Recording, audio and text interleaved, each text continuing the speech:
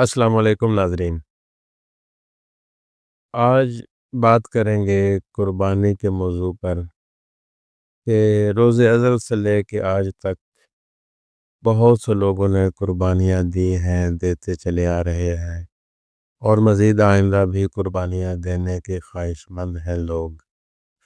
लेकिन कुर्बानी की हकीकत से, कुर्बानी के असल माने मफ़हूम से कुछ लोग बहुत दूर हैं। कुर्बानी का मफ़हूम और मकसद नहीं समझते और अगर कोई कुर्बानी दे दें तो इतना डंडोरा पीटते हैं, इतना वावैला करते हैं कि उन्होंने बहुत बड़ा कोई तीर मारा है, इतना जतलाते हैं कि वो कुर्बानी अपना असल मफ़हूम ही खो देती है। तो कुर्बानी कैसे होती है, कैसे देनी होती है, ये समझना ज़रूरी है ताकि हम उसका अजर हासिल कर सकें। नहीं तो ऐसे ही होता है कि बस कुर्बानियाँ देते रहो, देते रहो, देते रहो, उसका कोई अजर ही नहीं मिलता। कुर्बानी असल होती कैसे है, कैसे देनी होती है, देने के बाद क्या सोचो अफ़कार रखने होते हैं, क्या अक़ीदा और ईमान रखना होता है, ये समझना बहुत ज़रूरी है। यही आज मैं आपको समझाने की कोशिश करूँगा। मैं आपको एक वाक़या सुनाता हूँ हज़रत याकूब अलैहिस्सलाम का, इससे आपको आसानी से ये बात समझ में आएगी। अच्छा, आपने मूवी भी देखी है, वो मुख्तलिफ़ किस्तों में है। यूट्यूब पे और काफ़ी सोशल मीडिया पे वो चलती है, हज़रत यूसुफ़ की जो मूवी है वो। तो उसमें जब हज़रत यूसुफ़ अलैहिस्सलाम मिस्र में चले जाते हैं, वहाँ पे शहंशाह मिस्र भी बन जाते हैं, सब कुछ हो जाता है। तो इधर पीछे केनान में जनाब याकूब रो के अपना इतना बुरा हाल कर लेते हैं कि उनकी आँखें सफ़ेद हो जाती हैं, वो बिनाई खो बैठते हैं और अजीब ही उनकी हालत हो चुकी होती है। हत्ता कि उनकी सारी फैमिली, घर वाले, महल्लेदार, वो सभी लोग परेशान होते हैं कि अल्लाह के नबी ने अपना क्या हाल कर लिया है, इनको क्या हो गया है, इनकी क्या हालत हो गई है। तो कुछ वक्त गुजरता है तो हज़रत जिब्राईल जो मुकर्रब फरिश्तों में हैं, वही लेके आते थे नबियों के पास। वो तशरीफ़ लाए हज़रत याकूब के पास। तो चूँकि ये नबी थे और इनका पहले भी आमना-सामना होता रहता था, तो उनको पता चल गया कि हज़रत जिब्राईल आए हैं। तो वो कहते हैं कि ऐ अल्लाह के अमीन, तुम्हारा क्या हाल है? तुम बड़े अरसे बाद आए हो। वो कहते हैं, जी अल्लाह के नबी, मैं जिब्रील हूँ और मैं आपके पास आया हूँ। तो याकूब नबी अपने वो गमगीन अंदाज में रोते हुए कहते हैं कि जिब्राईल मुझे देखो, मेरा क्या हाल हो गया है, मेरी सेहत देखो, मेरी आंखें देखो सफ़ेद हो गई हैं, बिनाई चली गई है, क्या हाल हो गया है मेरा। तो जिब्राईल कहते हैं कि सरकार, ये आपका हाल कैसे हुआ है। वो कहते हैं कि मेरा इतना प्यारा बेटा था यूसुफ, वो मुझसे जुदा हो गया है, मुझसे दूर चला गया है। मैं उसके गम में रो के ऐसे हो गया हूँ। तो इस पर जिब्रील कहते हैं कि सरकार, अल्लाह ने आपको कितने बेटे दिए।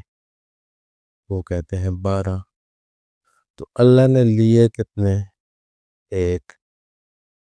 तो वो कहते हैं कि 11 लिए हैं, उसकी इतनी खुशी नहीं है आपको, और एक दिया है, उसका इतना गम है आपको, ये क्या है। वो कहते हैं कि वो बहुत खूबसूरत था, मुझे बहुत प्यारा था, और जब भी मैं उसको देखता था तो मुझे ऐसे लगता था कि वो अल्लाह का मज़र है। मुझे अल्लाह की झलक आती थी उसमें। अल्लाह की तरफ मेरा ध्यान, मेरी तवज्जो जाती थी यूसुफ को देख के कि उसका कारीगर क्या कमाल का है, कि उसकी कारीगरी इतनी बाकमाल है। तो यही बातें चल रही थी तो जिब्राइल कहते हैं कि सरकार, वो बेशक اللہ کا مظہر ہے، لیکن اللہ کا مظہر تو ہر چیز ہے، وہ ذرے ذرے میں موجود ہے۔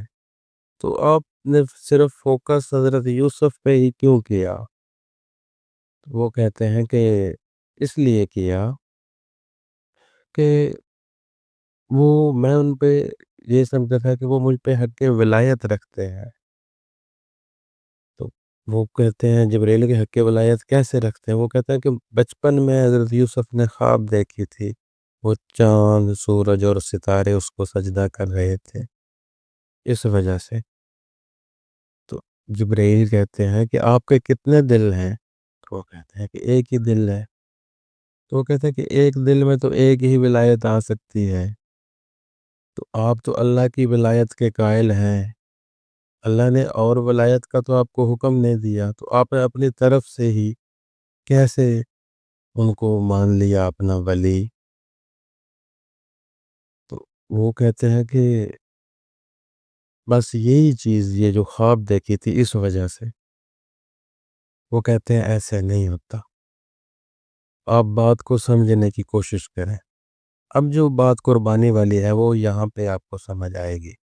وہ کہتے ہیں کہ آپ کی جد حضرت ابراہیم، انہوں نے اپنے بیٹے اسماعیل کی قربانی کی تھی نا؟ وہ کہتے ہیں ہاں کی تھی۔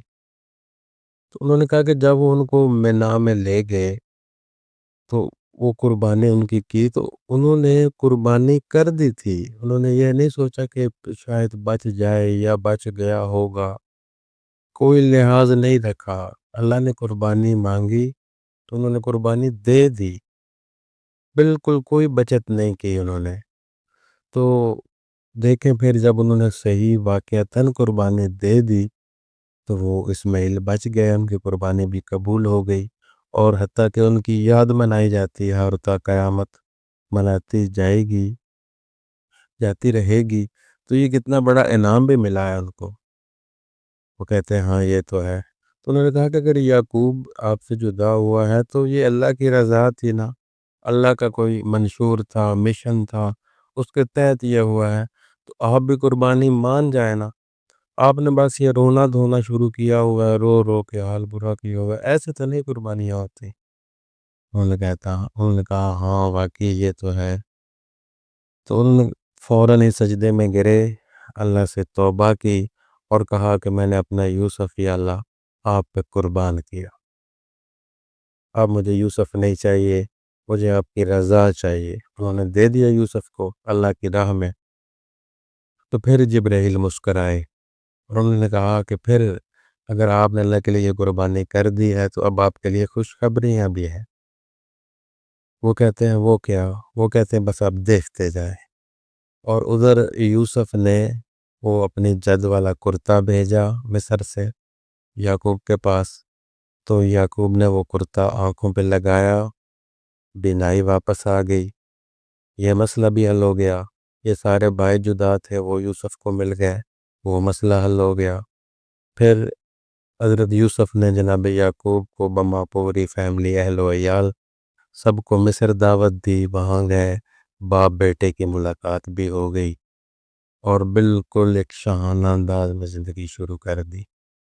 تو یہ ساری کہانی سے یہ پتہ چلا کہ جو قربانی تھی وہ ایسے تھی کہ جب دے دی تو پھر دے دی، پھر اس کا رٹا نہیں لگانا، پھر اس کو لے کے بیٹھ نہیں جانا کہ ہاں میں نے یہ کر دیا یہ کر دیا، رونا دھونا نہیں شروع کر دینا، اور نہ ہی پھر جتانا کہ میں نے یہ کیا ہے میں نے وہ کیا ہے۔ تو اس طرح نہیں، جب قربانی دی اللہ کی راہ کے لیے، اللہ کی رضا کے لیے، تو پھر اس پہ مطمئن ہونا ہے، خوش رہنا ہے، اس پہ صبر کرنا ہے، اور اللہ اس کا آپ کو اجر عظیم عطا کرتا ہے اور کرے گا انشاءاللہ۔ امید ہے میری اس بات کی آپ کو سمجھ آئی ہوگی، آپ کے ذہن دل میں اتری ہوگی یہ بات، اور بات یہاں ختم نہیں ہوتی۔ کوئی بھی بات ہے جب وہ ہوتی ہے تو وہ کئی اور باتوں کے، کئی اور رازوں کے دروازے کھولتی ہے، تو یہ بھی بات آپ کے دروازے اور کھولے گی۔ تو نئی ویڈیو آپ کے پاس میں لے کے آؤں گا، تب تک کے لیے اجازت چاہوں گا۔ اللہ حافظ۔